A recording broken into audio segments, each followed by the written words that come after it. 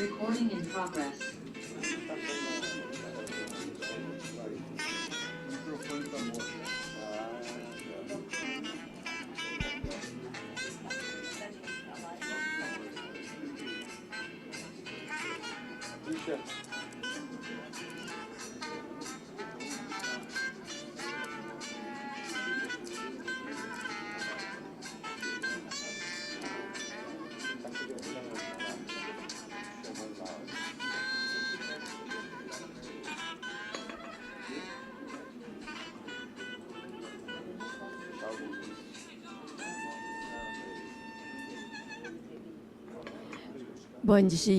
Bom dia a todos.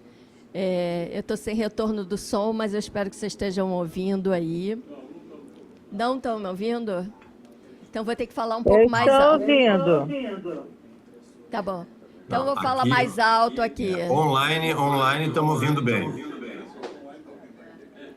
O local que tá mais baixo. Então a gente vai falar mais alto para poder ficar mais fácil. Bom dia, Boker Tov. O estudo de hoje da Parashat Emor é em homenagem ao Yahrzeit da Nath Geiger, minha amiga de escola, brilhante, Haverad Shomer, que vai estar com a gente aqui em pensamento. Além disso, a gente vai lembrar os aniversários dos nossos amigos de Minyan, Luiz Goldbar, que trouxe uma torta, um cheesecake maravilhoso, a Janete, que está fazendo falta aqui, e a Jordana, que está fazendo falta aqui também. Então, por favor, nos próximos aniversários, compareçam. Com torta, mas não precisa, que a gente não aguenta tanta torta assim. Então, o comentário de hoje vai ser feito pela Tânia Klein. A Tânia é diretora da Comissão de Assuntos Religiosos da ARI. Ela, além de ser diretora, ela canta maravilhosamente a Parashá da semana passada e também na Aliá de hoje. No sábado passado. Ela é professora de Engenharia Química da UFRJ, é uma pessoa pouco qualificada. Então, com a gente, a Tânia. Obrigada, Silvia. Bem, esse é o primeiro estudo de Torá que eu vou conduzir. Então, eu tentei ler bastante. Eu achei uma parashá difícil, na verdade, porque eu acho que ela é uma parashá... Vou começar a falar um pouco sobre ela, mas ela traz vários assuntos que eu acho que geram um pouco de incômodo, pelo menos, quando eu li. E antes de começar, na verdade, eu vou me desculpar, porque 9h30 eu preciso sair. Então, quando for 9h30, eu vou ter que me retirar e já peço desculpas antecipadamente. Mas então, a Parashá Emor, ela começa, né? Ela é uma parashá, de um modo geral, falando sobre santificação. E ela começa dando várias instruções aos sacerdotes, né? Várias instruções de conduta e muitas restrições associadas aos seus, ao que eles podem e não podem fazer, como eles devem agir. Então, tem restrição de contatos com cadáveres, à exceção de familiares muito próximos. Tem regras bastante específicas de com quem eles podem se casar, né? Existem falas específicas com relação à conduta da filha do sacerdote, né? Assim, bastante dura, no sentido de se a filha profana a imagem, né, de Deus ou do sacerdote, ela deve ser, né, assim, punida, né, com morte. E depois vem uma parte que é bastante também, eu acho, intrigante, que é uma descrição das características do sacerdote, que o coloca numa posição de não poder ter nenhum defeito, né? O sacerdote, ele, assim, é uma descrição longa, dizendo que ele não pode ser cego, ele não pode ter um braço maior do que o outro, ele não pode ter isso, não pode... Então, faz uma descrição, na verdade, física, né, de defeitos. E isso foi algo que, inicialmente, me impactou bastante, né, a leitura dessa regra. Bem, depois segue com diversas regras associadas às oferendas, né, também associadas à perfeição, a não poder ter nenhum defeito, também associado à questão da pureza, né, quer dizer, o tempo todo tem essa questão do que é puro, né, então é como se os defeitos não fossem uma pureza, impedissem o sacerdote de certas ações, né, não é de tudo, mas ele não poderia então exercer certas funções por não ter essa pureza. E depois essa parte das oferendas, né, segue um pouco por essa mesma linha, né, aquilo que não é perfeito, né, então não é puro e não pode ser oferecido a Deus. E então segue bastante, tem um trecho, acho que o maior trecho, a maior parte, né, segue, né, dentro dessa linha. E depois vem uma parte em que Deus, né, enfim, pede a Moshe que fale para o povo sobre datas sagradas. Ele vai falar sobre as festas, você vai falar sobre o Shabat, vai falar sobre Pessah, vai falar sobre a contagem do Homer, vai falar sobre Rosh Hashanah, Yom Kippur, Sukkot. Então, depois entra essa parte em que Deus está falando sobre tá falando sobre as festas.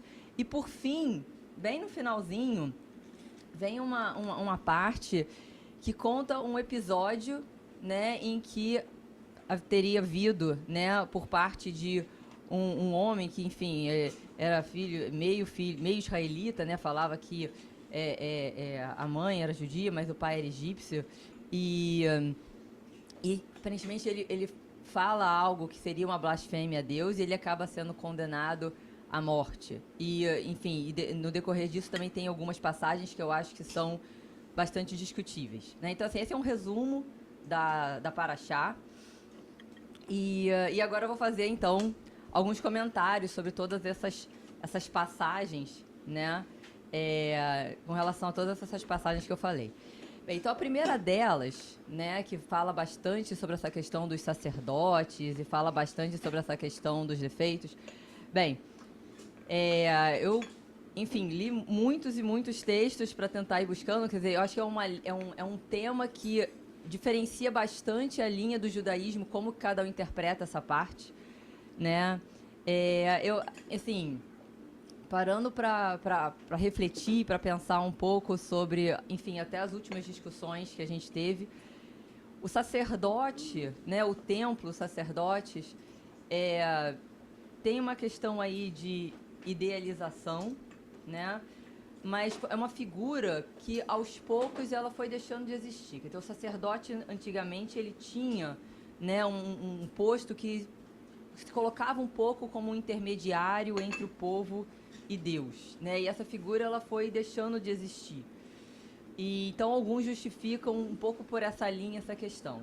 Eu particularmente prefiro, né, uma interpretação que eu achei interessante, que eu vi, que fala sobre essa questão ter sido realmente um reflexo de um tempo histórico, né? E que, como muitas coisas na Torá, a gente não leva exatamente ao pé da letra, e que isso estaria apenas querendo refletir um pouco a questão da santificação, da importância da santificação, né? E que isso estaria querendo trazer todas essas regras, né? Uma mensagem da santificação do cotidiano, né? De como a gente integrar o sagrado na nossa vida, né? Como a gente tentar buscar a santidade para o nosso dia a dia, né? Quer dizer, a questão da Kedushá, e que isso, na verdade, se reflete, né, dentro das nossas ações, dentro da gente estar exercendo, da gente ser ético, da gente exercer justiça social, da gente ter responsabilidade naquilo que a gente faz, né? Então, uma interpretação mais ampla, né, trazendo que essa questão da santificação, da santidade, do sagrado, né, está associado, na verdade, aos atos, às intenções, e que isso seja a mensagem mais importante associada a todas essas regras minuciosamente descritas e às vezes querendo trazer algo como uma perfeição, porque essa perfeição, inclusive, ela vai um pouco de forma contraditória há muitas outras passagens da Torá em que Deus é extremamente inclusivo e que destaca que a questão da aparência não é importante, a questão do coração é que é importante. A própria figura do Moshe, que é gago e que não tem essas características perfeitas e foi quem se aproximou mais de Deus, né? Então, eu acho que essa interpretação é a interpretação que traduz melhor, talvez, a mensagem da Paraxá, né? Nessa parte associada à santificação. E outra coisa interessante, né, quer dizer, a palavra, o nome da Paraxá, que é Emor, que vem do verbo ler, Emor, que é dizer, que é falar, quer dizer, que diga, né? A santificação, a santidade, ela está associada àquilo que a gente diz. Então, também tem um pouco essa mensagem de ser algo que, associado às nossas ações, tá?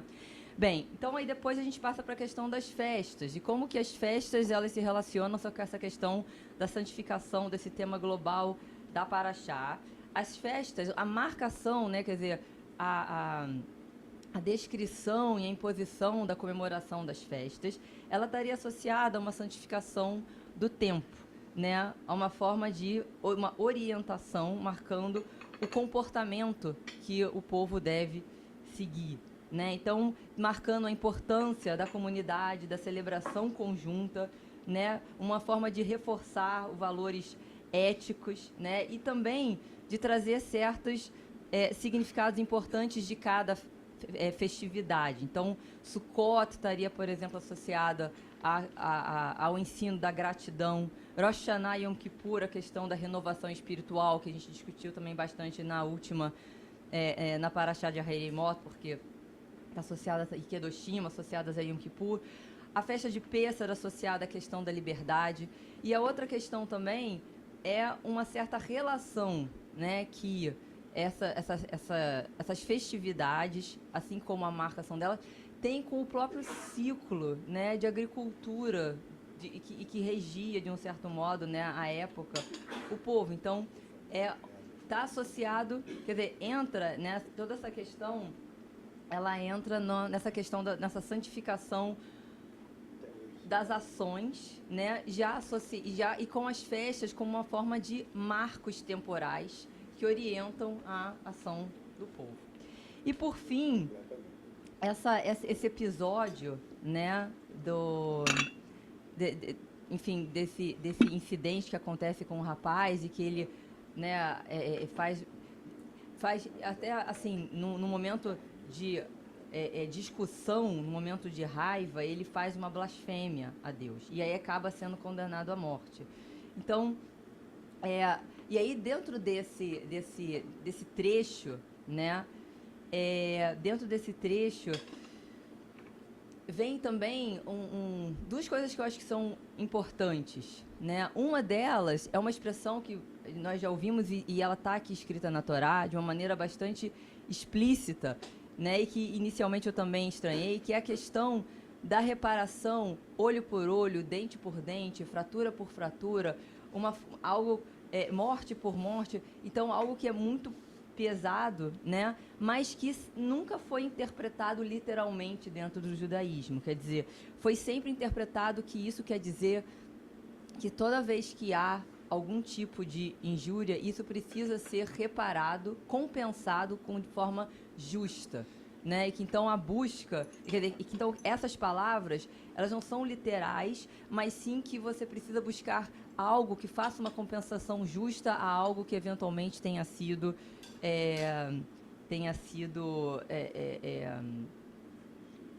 infringido, né? Oi? Então essa eu acho que também é uma interpretação interessante, porque quando a gente lê no que está escrito, traz uma mensagem inicial, também acho que um pouco chocante, mas, enfim, a interpretação sempre foi, né, dessa forma, no sentido de apenas de você ter que reparar, né? Então, acho que isso é uma questão importante. E essa questão da blasfêmia ter sido considerada morte, etc., de um certo modo, é trazer um pouco a importância, né, da santificação, do sagrado, do quanto que o respeito, né, ao outro, como comunidade, é algo que é importante, né? Então, acho que a mensagem final que fica é essa. E, por fim, também tem uma passagem que é bastante interessante, que eu acho que muito importante dentro da conduta, de um modo geral, dos judeus, é que Deus fala, né, sobre a igualdade entre os seres humanos, sejam eles judeus ou não judeus, que as regras vão se aplicar tanto aos cidadãos, aos civis, né, hebreus, como aos estrangeiros, né? Então, essa é uma passagem também que eu acho que ela é destacável, que tem nessa paraxá. É a parte final, quando vai se concluindo. E eu acho que tudo isso vai fechando, né, junto essa parte de conduta, né, de santificação, no sentido de trazer uma postura correta, uma postura ética, uma postura com responsabilidade perante a comunidade, né? E é isso, quer dizer, junto com as últimas duas parashot, de Hareimot e Kedoshim, as 3 parashot, elas são consideradas, dentro do livro de Vaikra, as parashot associadas à parte de Kavaná, a parte da devoção, a parte da conduta, né? E é isso. Muito bom. Muito bom. Eu queria ressaltar aqui algumas coisas que você falou que são muito interessantes e que a gente está ouvindo você aqui agora, mas na newsletter da Ari tem um texto também do Ricardo Sichel falando sobre a santidade, né, sobre a sacralidade das ações e do posicionamento humano frente ao universo. E uma coisa bem interessante, né, dessas duas, tanto da sua colocação quanto a dele, né, é a importância do respeito, né, do respeito que, se na paraxá algumas vezes parece, a gente se espanta um pouco com o que lê, parece um pouco fora de época. Por exemplo, quando, né, o sacerdote, o Cohen, não pode se casar com uma viúva ou com uma divorciada, né, que é uma coisa assíncrona, né, é uma coisa que não faz mais sentido nos nossos dias. A gente vê que o que permanece é essa visão de intenção e de respeito e de como você se posiciona diante do sagrado. Eu estou vendo que o Ricardo está querendo falar, então eu vou passar o microfone para ele.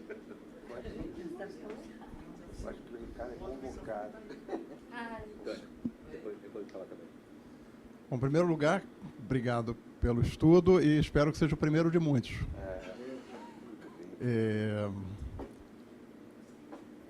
Vou tentar focar num ponto só, tem várias coisas nessa paraxá interessantes, mas tentar focar numa coisa só. A gente precisa sempre lembrar que a liturgia ela nos atinge por vários aspectos diferentes, né? E talvez um dos aspectos mais importantes na conformação litúrgica, né, que a gente vê escrita na Torá, é o impacto visual, né? Esse impacto visual faz com que a roupa do sacerdote seja extremamente diferenciada, né? Faz com que todo o processo dos sacrifícios seja feito de uma forma muito específica, muito bem definida. E talvez por isso, né, exista uma série de restrições quanto à aparência física do sacerdote.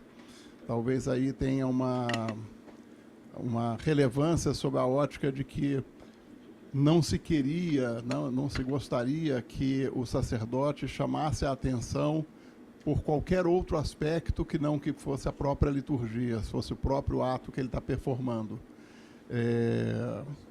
Então, que não se comentasse sobre o sacerdote, dizer, puxa, ele tem esse defeito, ele tem aquela outra aparência. Faltou dizer aqui na paraxá que o sacerdote não deveria ser nem extremamente bonito, nem extremamente feio. Também chamaria atenção pelos dois lados, né? E, evidentemente, que isso também tem uma conexão com o fato de que todo animal que vai ser sacrificado precisava ser perfeito, né?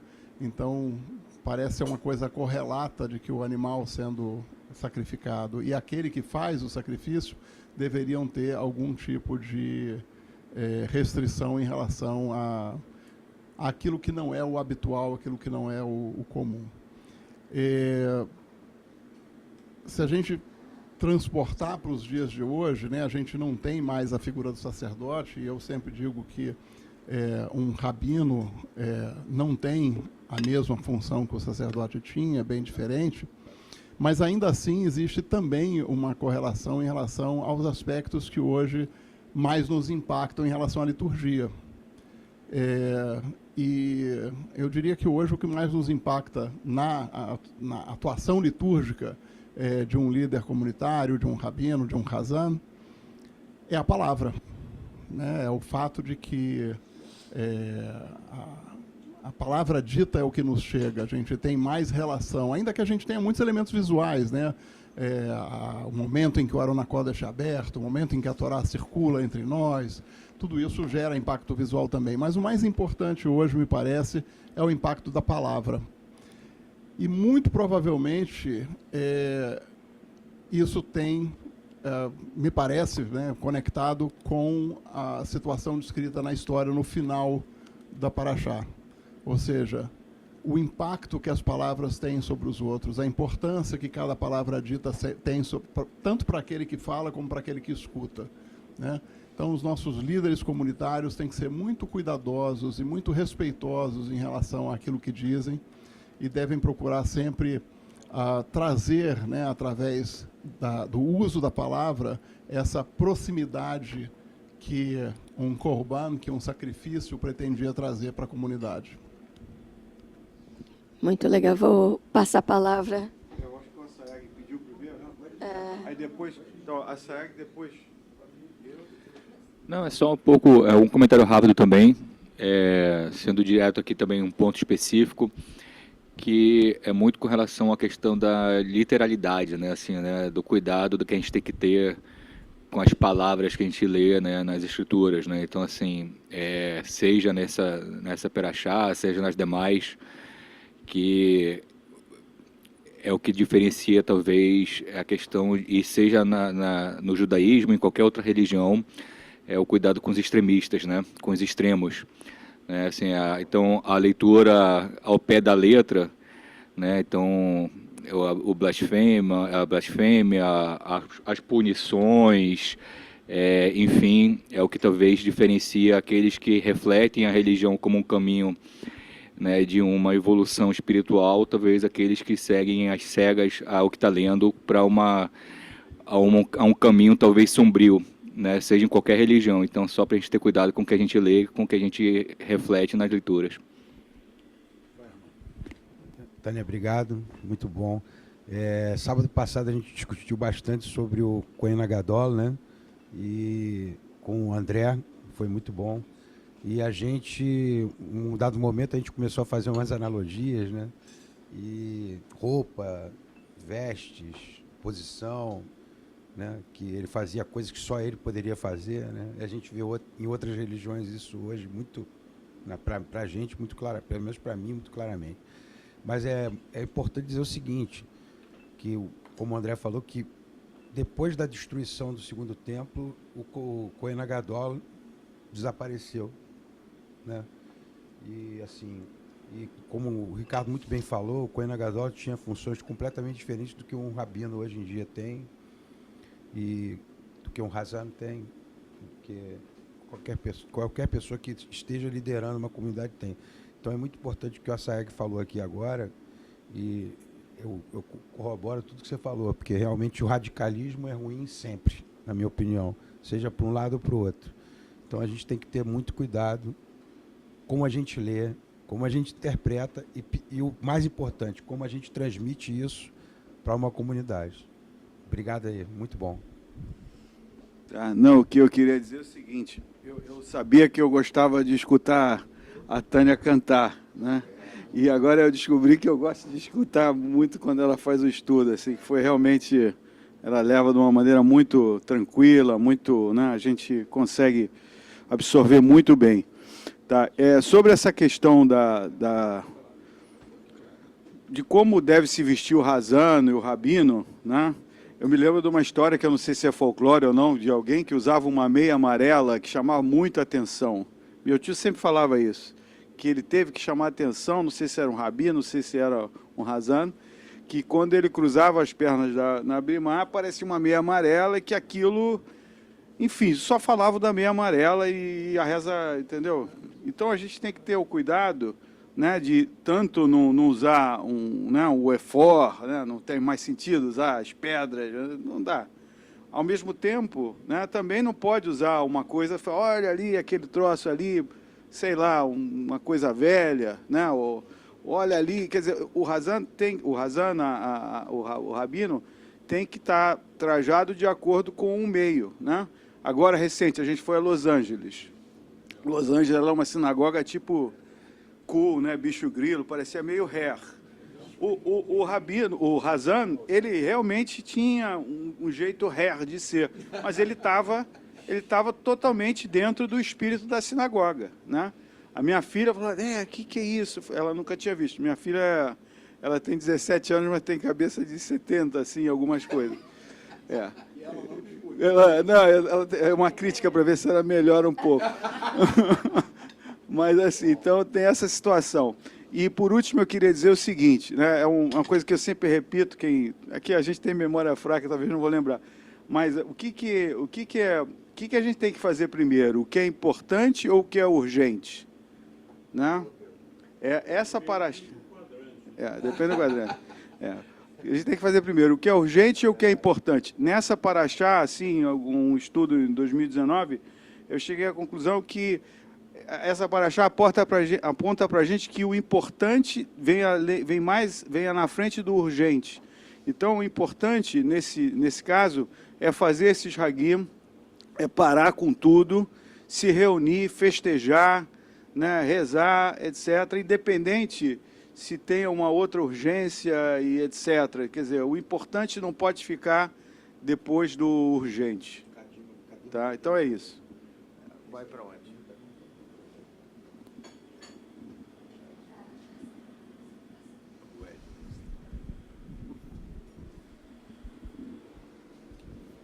Mais uma vez, parabéns, Tânia. Essa questão do Cohen é interessante. Estava pensando aqui, uma das proibições do Cohen é de entrar em cemitério, né? Por que é impuro o cemitério? Eu não tenho uma resposta. Por que é impuro o cemitério. A gente, na nossa reza, mantém a tradição de, na Amidá, falar Mihaei Meitim, quando ressuscitarem os mortos. E a gente chama, às vezes sim, às vezes não, para a leitura da Torá, um Cohen primeiro. Eu não sei se é uma tradição em todas as sinagogas liberais não fazer a Berkat Kohanim, que é a oração dos sacerdotes. E que é uma coisa, o Ricardo está falando da questão visual, que é uma coisa muito bonita, quando os Cohen sobem na Bimá e fazem essa oração. Eu me lembro que, quando eu era garoto, até meus talvez 12, 13 anos, não só os Razanim, mas o Rabino Lemler também usava kittel, que é aquela roupa, a bata, né, a roupa, até no Shabbat de noite, e usava um chapéu redondo. E um dia ele entrou no Kabbalat Shabbat, eles entravam por aquela portinha da lateral, e ele entrou de terno e equipar. E eu me estranhei aquilo, porque era fora do costume. E ele aquela era uma ideia de estar mais próximo da congregação. Talvez muitos não se lembrem, mas a área antigamente tinha um pequeno púlpito de madeira para a leitura da Torá, tinha o púlpito do rabino, em que na parte da frente o Razan fazia a grande oração virado para o Arona Kodesh, e o rabino fazia a prédica lá de cima. E o rabino Lemler também, com o tempo, ele começou a fazer a prédica do o Ricardo deve se lembrar disso, da Bimã do pequeno. Bem, o que eu quero dizer com isso? Eu acho que é importante os oficiantes se aproximarem do curral e estarem talvez vestidos até igual o curral como a gente é hoje em dia. Mas quem está numa função pública, isso talvez, se a tua filha tem 70, eu nesse sentido tenho 90. Eu acho que a pessoa tem que estar muito adequadamente vestida para qualquer função pública. É isso, obrigado. Eu quero agradecer ao Hélio e queria chamar a atenção para alguns elementos que a Tânia falou. O primeiro, e que o Ricardo complementou, todo mundo, eu acho que foi nessa mesma linha, né? Que é a questão do papel de quem está conduzindo o serviço no desvelamento do que é o culto e o que é sagrado.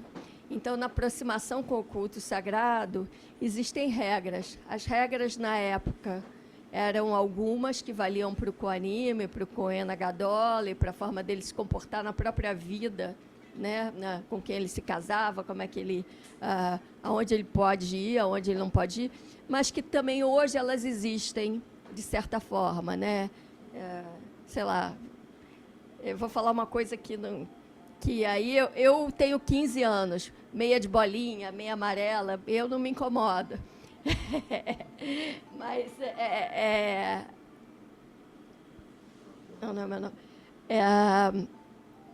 Então, esse tipo de regramento, né, para aproximação com o sagrado, né, tem até uma palavra que eu me lembro muito bem, tem uma palavra em grego para isso até, que se chama aletheia, que é como é que você se aproxima de alguma coisa que ela é completamente fora do seu padrão de normalidade, né?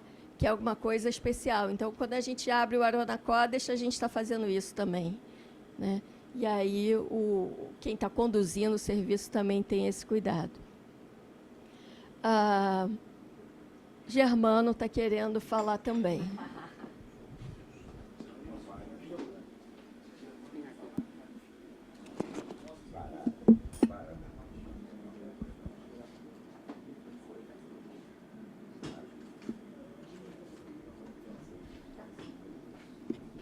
Primeiro, Thelma, eu queria agradecer o seu estudo, Tânia, perdão.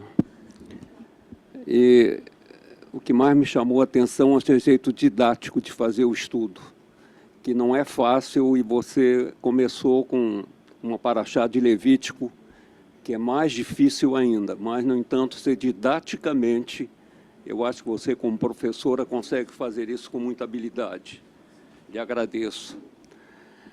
Após a criação do templo em Jerusalém, o serviço sacrificial, especialmente nas 3 festas de peregrinos, Pesach, Shavuot e Sukkot, deveriam se concentrar no santuário central. Incrivelmente, nenhuma delas é festejada hoje conforme descrito na Torá. O ritual de Pesach era público e não envolvia a leitura de um texto específico, enquanto hoje ele gira em torno da leitura da Agadá, na mais importante celebração familiar do ano. Shavuot não era a festa da entrega da Torá, e sim o início do período da colheita. Sukkot não lembrava o período de 40 anos no deserto, e sim o final da colheita e o início do novo ciclo agrícola. A Haftarah é dedicada ao status, às práticas e os privilégios do sacerdócio. Quando Israel surgiu como um novo povo em Canaã, não teve imediatamente um santuário central. Em vez disso, santuários locais foram distribuídos por todo o país, com membros da clã de Levi como oficiantes habituais, quando as pessoas traziam suas ofertas. Após a criação do templo em Jerusalém, o serviço sacrificial especialmente nas 3 festas dos peregrinos, Pêssar, Shavuot e Sukkot, deveria se concentrar no santuário central. No entanto, oferendas particulares e santuários concorrentes continuaram a existir até a reforma do rei Josias no século VII antes da Era Comum. Após a destruição do segundo templo, 70 depois da Era Comum, o judaísmo tradicional preservou alguns dos privilégios e restrições sacerdotais. Apenas um Cohen profere a bênção sacerdotal durante o serviço. Ele é o primeiro a ser chamado à Torá e oficia na redenção do primogênito. Juntamente com esses privilégios, há uma série de restrições, conforme você colocou. Um Cohen não pode se casar com uma mulher viúva ou divorciada. Eles podem se casar com virgens israelitas ou com viúvas de sacerdotes. Ele não pode chegar muito perto do morto e deve abster-se de entrar em qualquer espaço fechado onde um cadáver esteja guardado. O judaísmo reformista abandonou os privilégios e restrições por serem, no meu modo de ver, incompatíveis com os princípios igualitários. Sobre a questão que você colocou, quando houve uma blasfêmia e a pessoa foi condenada à morte, o que mais me incomoda nesse texto é pela colocação, porque coloca que ele é filho de uma mãe judia, mas de um pai que a gente entende que é um convertido. Eu acho que essa colocação é muito forte, poderia dizer que teve a blasfêmia e não colocar que é por causa de um filho que vem de uma junção desse tipo. Até porque isso também... Tá na tradução, sim. Na tradução se reflete em outros pedaços da Parashá. Não, eu na verdade, assim, eu fico feliz assim, de ver que eu falei algo que estava dentro das interpretações de modo geral. Mas eu também, essa é uma coisa que eu acabei não falando aqui, mas eu também me chamou a atenção, né? Porque esse destaque, não é mesmo? Também me chamou a atenção isso. Mas essa foi uma questão que me fez, assim, na verdade, essa é uma paraxá, como você falou, difícil. Eu senti ela muito difícil, porque ela foi uma paraxá que, conforme eu fui lendo, eu senti que seria uma paraxá que toda ela precisaria de uma interpretação, porque justamente a leitura literal, como o Rafael falou, leva a interpretações que ferem os princípios, não só que a gente vive hoje, mas acho que os princípios do próprio judaísmo como um todo, como eu estava falando. Eu acho que é uma contradição com outras partes da Torá, né? Então, eu realmente achei uma paraxá difícil de interpretação, mas eu acho que ela traz, acho que por trás, quer dizer, como eu, enfim, li muitas coisas, o que fica a mensagem final é que a ideia é tentar passar a conduta, né? Como é importante a conduta, como a questão das palavras, essa questão de você falar qualquer coisa no momento de raiva, de você ter que tomar o cuidado, porque aquilo que é falado pode ofender, né? Enfim, as palavras, elas, né, não voltam, enfim.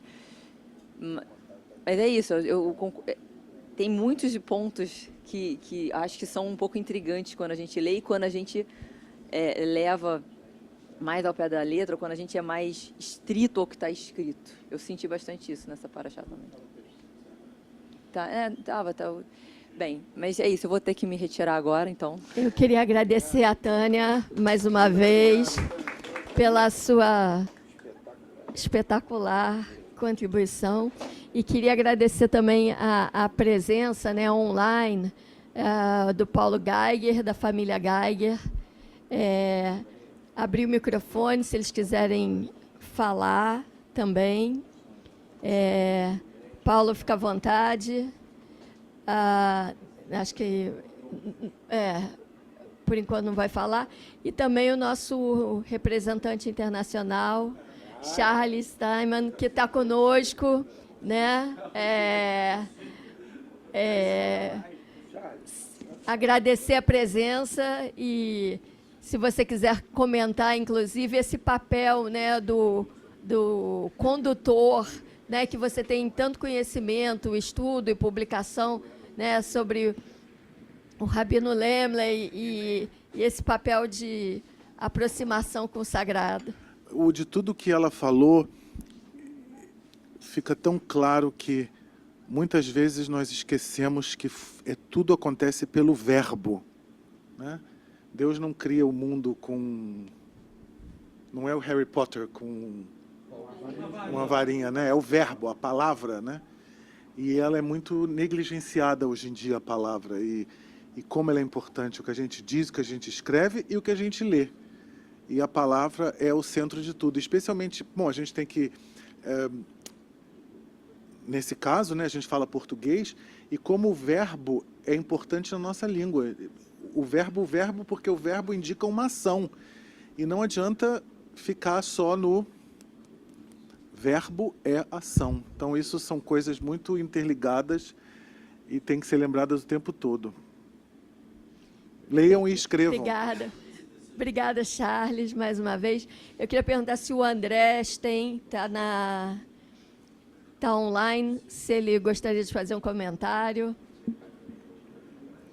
Enquanto o André se prepara, só vamos fazer aqui, para ficar aqui enquanto está com a audiência cheia, a gente tem muitas atividades pela frente, né? Normalmente a gente já tem, mas agora a gente tem mais ainda, tá?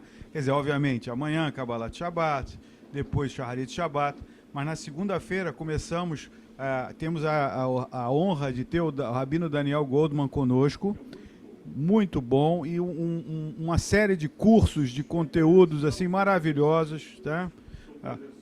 São presenciais, fontes do sionismo, a primeira palestra, depois judaísmo no tempo medieval, enfim, eu não vou conseguir lembrar de todas aqui, mas são temas assim maravilhosos, a obra de Gershon Scholem, enfim, quem mais?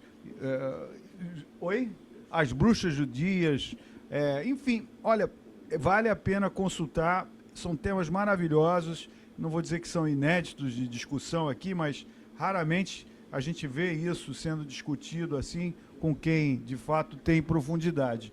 Então, não esquecermos disso e já também termos no farol o Kabbalat Shabbat, que vai ser antes de Shavuot, tá?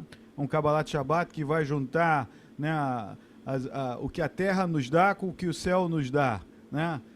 Os Bikurim com a Torá, né? Esse é o mote que o Rabino Sérgio está preparando e vai fazer isso no Leblon e aqui em Botafogo, tá? Então, são essas atividades. E já também preparem segundo concurso de tortas de queijo de Shavuot, no primeiro dia de junho, domingo de Shavuot, concurso, depois a leitura dos 10 mandamentos, depois um Lernen também completo, com 2 rabinos, enfim, com todos nós aqui, fazendo um estudo maravilhoso na noite de domingo. Claro. Pessoal, aproveitando a audiência bastante legal aqui da gente, mais uma vez eu peço para quem puder vir no sábado. É muito importante que a gente tenha a Minyan na área sábados. Nós estamos perseguindo isso e a gente gostaria que todo mundo que puder venha. Começa às 9h45 a reza e tem e a prédica do Sérgio é muito legal porque é mais intimista também, né? Quando ele fala, não é que quando ele fala na sinagoga principal não é bacana, é muito bacana, mas sábado a gente tem mais interação, inclusive, com ele. Então, se alguém puder vir, por favor, venha. É muito importante para a gente ter Minyan nos sábados. Obrigado. Eu queria aproveitar para, fazendo também na linha... Fala. O endereço das aulas ainda vai ser confirmado. Ainda... Entre hoje e amanhã de manhã vai ser confirmado o endereço das aulas do Rabino Daniel Goldman, para quem se inscrever. E aí o Hélio está parabenizando, né, a Ari, e em especial ao Vitor Goldstein, presidente, pela grade, e a Ari, pela grade superativa. Para agradecer, a gente agradece ao Rafael Boquei, junto com a Tânia, junto com o Rabino Sérgio e todos que idealizaram, e a gente só faz é facilitar. Eu estou aqui para facilitar. Tem boa coisa, a gente bota para frente. Então, vamos agradecer e parabenizar, né, a turma toda que está trabalhando o tempo todo. E eu queria chamar a atenção para um aspecto que o Ricardo Sichel comentou na newsletter da Ari, vale a pena ler, e o Rabino Sachs levanta acerca dessa paraxá, que é a questão da importância dos ciclos e do calendário, né, do calendário judaico, da complexidade do calendário judaico. Eu estou fazendo esforço até nos últimos meses para dar conta do calendário judaico no sentido de identificar mesmo leituras de Parashot e Haftarot, datas, e ele é realmente muito complexo, mas ele é complexo também nos aspectos de paralelismo, né, com a visão, com o ciclo lunar, o ciclo solar, o Rabino Sachs fala isso muito bem, né, das festas que refletem o sol no sentido de entender as estações do ano e o ciclo solar, e também o ciclo lunar nos meses e os dias que muitas vezes começam no pôr do sol e algumas atividades que começam no início da manhã e uma visão de mundo que foi mudando ao longo do tempo, de quando a noite começa à meia-noite e na hora zero, para esse dia de 24 horas. Então, a gente tem uma complexidade super interessante para entender do judaísmo, que também se reflete na nossa visão cíclica, né, do que se repete, do dia a dia, das semanas, dos dias, dos meses, da nossa vida, né, e também da história. Né? É uma visão muito interessante de como é que a gente se coloca com esses pequenos ciclos no grande ciclo da vida e numa esfera ainda mais ampla da história. E acho que a Ari está fazendo isso muito bem, agora até recentemente com mais atividade, falando dos ciclos da história, com Yom HaShoah, dos ciclos menores, com todos os trabalhos de Minyan e Shaharit no sábado, Shabat, etc. E também nas festas e nos eventos. Então, mais uma vez, que a gente consiga aproveitar tudo que essa sabedoria aí, ao longo do tempo tem para nos oferecer.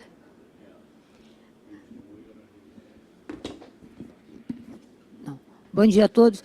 Não, lembrando das atividades que a gente vai ter, no dia 5 de junho, depois a gente vai ter o flyer, vai ter uma atividade do Rabino na PUC. Vão ter 2 ou 3 atividades internas na PUC, mas no dia 5 vai ser uma atividade aberta na PUC, que nós vamos colocar o flyer, no dia 5. E no dia 6 vai ser aqui na área, atividade. Nós vamos trocar do diálogo católico-judaico com uma série de atividades, inclusive a pedido... Hoje, inclusive, ele está dando uma palestra na PUC do Paraná, sobre a importância do diálogo interreligioso e todas essas questões. O rabino, o Daniel Gono. Então, no dia 5 aqui na área, na quinta-feira, no dia 5 na PUC, na quinta tarde, e na sexta aqui na área. Obrigada.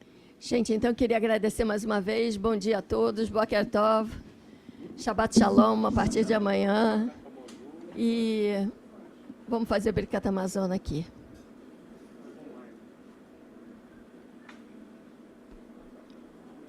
Bom dia.